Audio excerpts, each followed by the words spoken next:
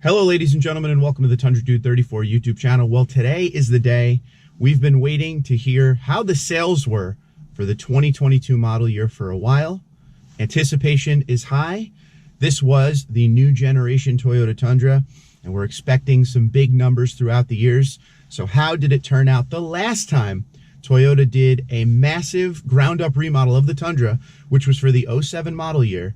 The Tundra had its best sales year ever at just under 197,000 units. Now, there were some things in the way for Toyota when it came to a part shortage issue and just inventory all the way around the country. How did it fare? Stay tuned.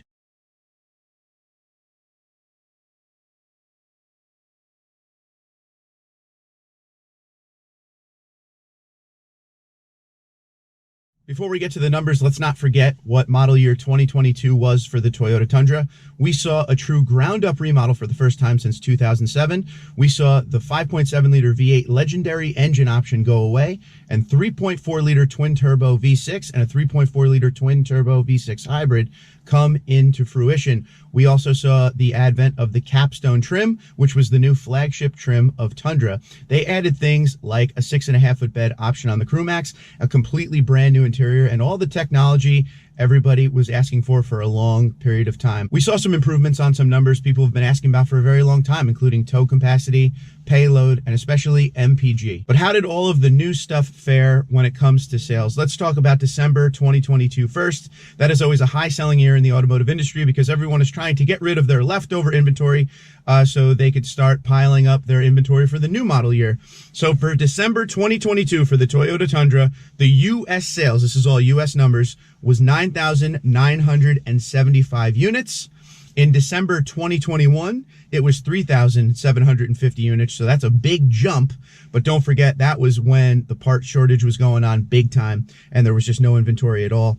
But I also want to include December 2020, which was one of the best-selling months the Tundra has had in quite a few years, 12,124. So once again, December 2022, 9,975 units. When it comes to year-to-date, how the Tundra sold in 2022, they sold 104,246 units, up from 2021, which was 81,959, and in 2020, 109,203. The three best sales months of 2022 has November in third place at 10,443 units, July 10,694 units, and March number one at 10,960 units. All right, so with 2022 being just over 104,000 units, I'm sure there are a lot of people out there that wanted that number to be a little bit bigger, including myself.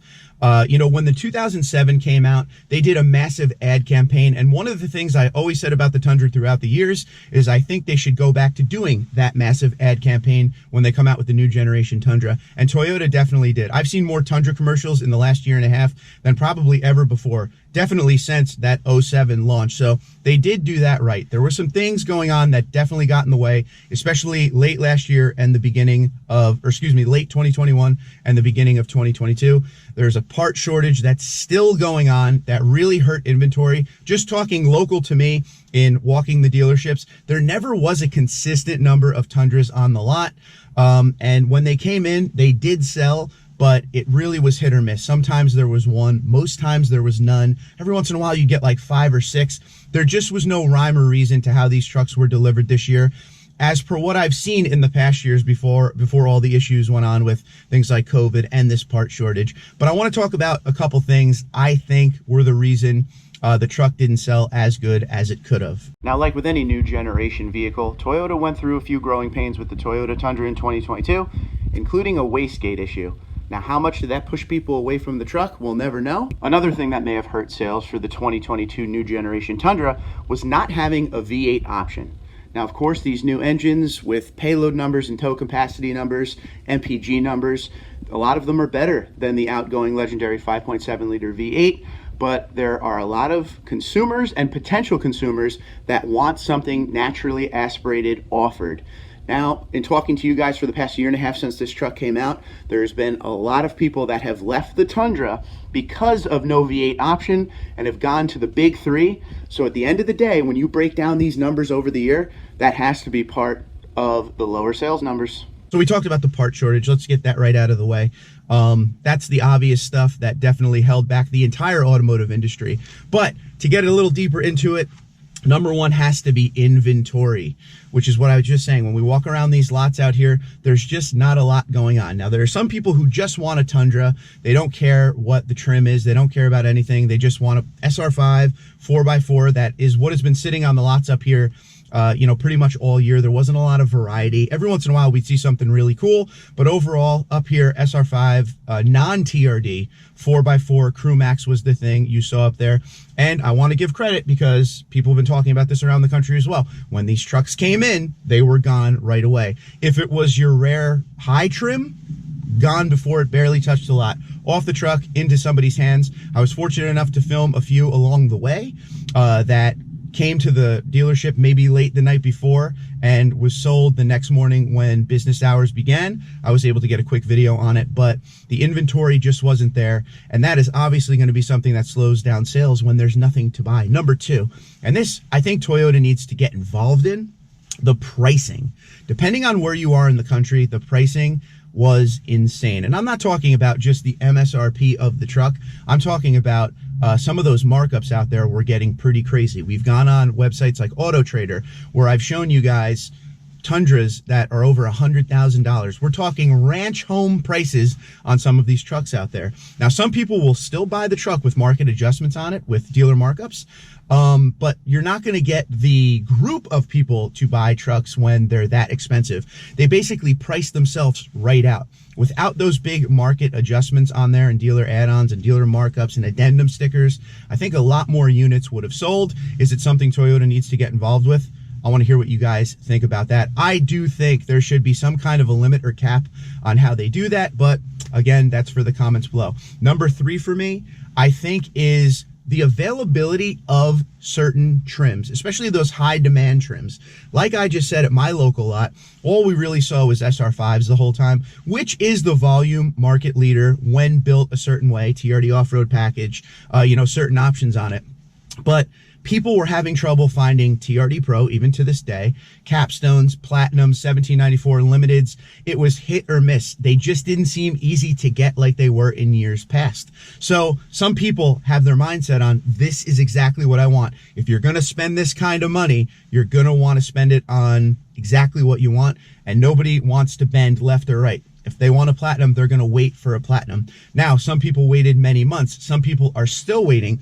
If you have people waiting, it's going to hurt sales because it doesn't count it as a unit sold until you take delivery. So I think that slowed things down a lot. Going forward in 2023, as the part shortage begins to ease and some of these prices start to come back down to reality and normal life where people can afford the trucks, I think you will see this number go up. I really wanted to see this number get up around near 200,000 units. There were a lot of things in Toyota's way. It was an awful time to launch a new generation, and that's because of what was going on in the world. So they did the best they could, a great ad campaign and all that.